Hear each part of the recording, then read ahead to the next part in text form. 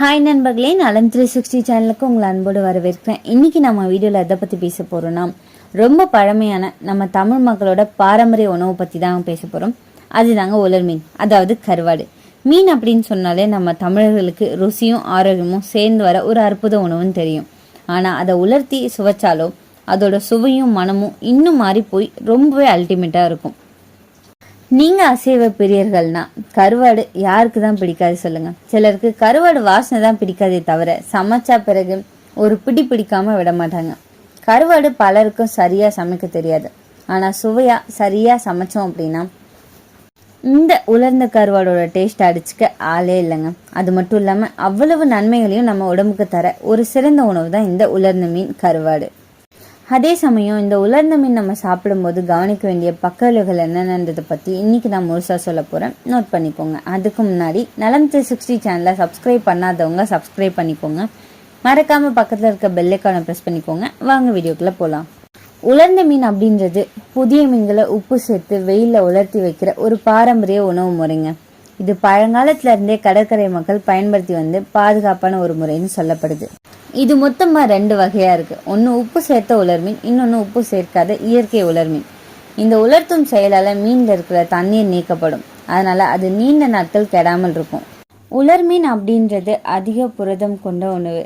100 gram உலர் மீனில் கிடைக்கிற முக்கிய ஊட்டச்சத்துக்கள் என்னென்னு இப்போ பார்க்கலாம். புரதம் 60% வரை, ஒமேகா 3 கொழுப்பு அமிலம், கால்சியம், இரும்பு, phosphorus, zinc, vitamin B12, niacin, ரிப்போஃப்ளோவின். இது குறிப்பாக எலும்பு ஆரோக்கியம், தசை வளர்ச்சி, மூளை செயல்பாடு ஆகியவற்றுக்கு உதவியாக இருக்குது.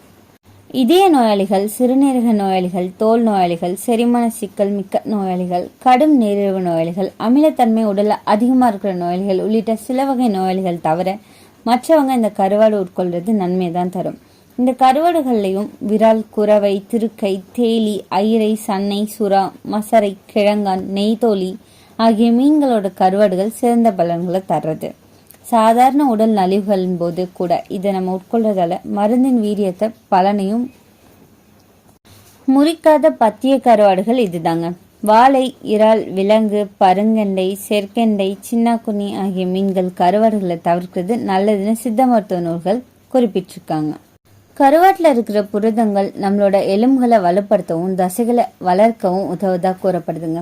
கருவாட்டில் ஒமேகா 3 கொழுப்பு அமிலங்கள் நிறைஞ்சிருக்கு. இது நம்மளோட இதய ஆரோக்கியத்தை பாதுகாக்கும் அப்படின்னு கூறப்படுது. மேலும் கருவாட்டில் வைட்டமின் B12 அதிகமாக இருக்கிறதால அது நம்மளோட மூளையோட செயல்பாட்டை மேம்படுத்துது அப்படின்னு சொல்லப்படுது. அது மட்டும் இல்லாமல் அதில் பொட்டாசியம் அதிகமாக இருக்கிறதால அது நம்மளோட நரம்பு மண்டலத்தை வலுப்படுத்த உதவுதாங்க. உலர்ந்த மீன் சாப்பிட்றதால நோய் எதிர்ப்பு சக்தியை அதிகரிக்கும். உலர்ந்த மீனில் உள்ள ஆன்டி ஆக்சிடென்ட்கள் நம்மளோட நோய் எதிர்ப்பு சக்தியை வலுப்படுத்துறதா கூறப்படுது. உலர்ந்த மீனில் இருக்கிற அதிக கால்சியம் மற்றும் பாஸ்பரஸ் உள்ளடக்கம் நம்மளோட பற்களை வலுப்படுத்துறதாகவும் நம்மளோட உடலில் நோய் எதிர்ப்பு சக்தி அதிகரிக்கிறதன் மூலம் சளி, இருமல் போன்ற பொதுவான நோய்கள்லேருந்து நம்மளோட உடலை பாதுகாக்குது அப்படின்னு கூறப்படுது. உலர்ந்த மீன் பெண்களோட ஆரோக்கியத்திற்கு பெரிதும் உதவுதுங்க. அது மட்டும் இல்லாமல் பெண்களுக்கு சிறுநீர்ப்பை தொடர்பான பிரச்சனைகளை குறைக்கவும் இது உதவியாக இருக்குன்னு கூறப்படுது. பால் கொடுக்கிற தாய்மார்கள் கவனமாக இருக்கணும். கருவாடு சாப்பிட்றதால தாய்ப்பால் கொடுக்கும் தாய்மார்கள் பால் உற்பத்தியை மேம்படுத்த முடியும் அப்படின்னு கூறப்படுது. கருவாட்டில் உள்ள B12 இரத்த சிவப்பணுக்களோட வளர்ச்சிக்கு பெரிதும் உதவியாக இருக்குது அப்படின்னு கூறப்படுதுங்க. இதில் காணப்படுற ஊட்டச்சத்துக்கள் தொடர்ந்து நம்ம சாப்பிட்டோம் அப்படின்னா மூட்டு வலி பிரச்சனையும் நீக்க முடியும் அப்படின்னு கூறப்படுது. கருவாட்டில் பல ஆரோக்கிய நன்மைகள் இருப்பதாக கூறப்படுது. இந்த உலர்ந்த மீனில் இருக்கிற அதிக புரதம் உடல் தசை வளர்ச்சிக்கு, சேதமான தசைகளை புதுப்பிக்க உதவியாக இருக்கும். ஒமேகா 3 கொழுப்பு அமிலம் மூளையோட ஆரோக்கியத்தை மேம்படுத்தி நினைவாற்றலை கூர்மையாக்குது. குழந்தைகள் மற்றும் வயதானவர்களுக்கு இதனால நன்மை கிடைக்குங்க. உலர்ந்த மீனில் இருக்கிற ஒமேகா 3 இதயத்தில் நல்ல கொழுப்பை அதிகரிக்குது, கொலஸ்ட்ரால் அளவை குறைக்குது. கால்சியம் மற்றும் பாஸ்பரஸ் நிறைஞ்சது, இதனால எலும்பு வலிமை கொடுது. இரும்பு மற்றும் B12 இருக்கிறதால ஹீமோகுளோபின் உற்பத்தி அதிகரிக்குதுங்க. ஜிங்க் மற்றும் சத்துக்கள் உடல்ல நோய் எதிர்ப்பு மண்டலத்தை பலப்படுத்துது. உலர் மீன் சாப்பிட்ட பிறகு உடல்ல உற்சாகமும் சக்தியும் அதிகரிக்கும். இதனால கை வேலை செய்யும் மக்களுக்கு ரொம்பவே பயனுள்ளதா இருக்குங்க. இந்த உலர்ந்த மீன் சாப்பிட்றதால ஒரு சிலருக்கு பக்க விளைவுகளும் ஏற்படதான் செய்யுது.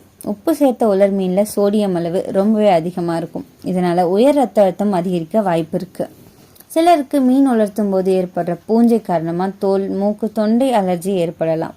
சரியாக உலர்த்தப்படாதது. அப்படி இல்லைன்னா மாசான இடத்துல உலர்த்தப்பட்ட மீனில் ஆமைகள் நச்சுக்கள் உருவாகலாம். இது உணவு குறைபாடு, வாந்தி, தலைவலி போன்றவற்றை ஏற்படுத்தும். அதிக உப்பு காரணமாக உடல் நீரை தக்க வச்சு சிறுநீரக செயல்பாடுகளை பாதிக்கலாம். சில உயர் மீன்களில் எண்ணெய் கலந்து சமைப்பு முறையால் கொழுப்பு அதிகரிக்கும். இது இதய நோய்களுக்கு வழிவகுக்கும். இந்த உலர் மீனை சாப்பிட சரியான வழி என்ன தெரியுமா? உலர் மீனை சமைக்கிறதுக்கு முன்னாடி நீரில் நல்லா ஊற வச்சு உப்பு நீக்கி சமைக்கிறது நல்லது. வாரத்தில் 1 அப்படி இல்லைனா 2 முறை மட்டுமே சாப்பிட்றது சிறந்தது. சிறுநீரகம், இதய நோய்கள் தவிர்க்கிறது ரொம்பவே சிறந்ததுங்க.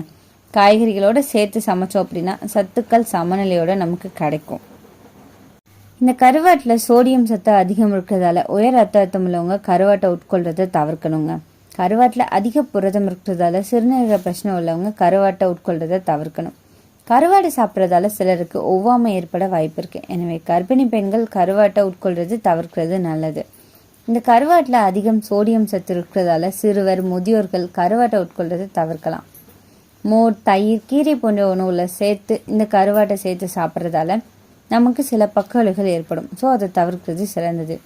சளி, இருமல் இருக்கும்போது கருவாட்டை உட்கொள்றதை தவிர்க்கிறது நல்லது. இந்த கருவாடை அப்படின்றது நம்ம பாரம்பரிய உணவுங்க.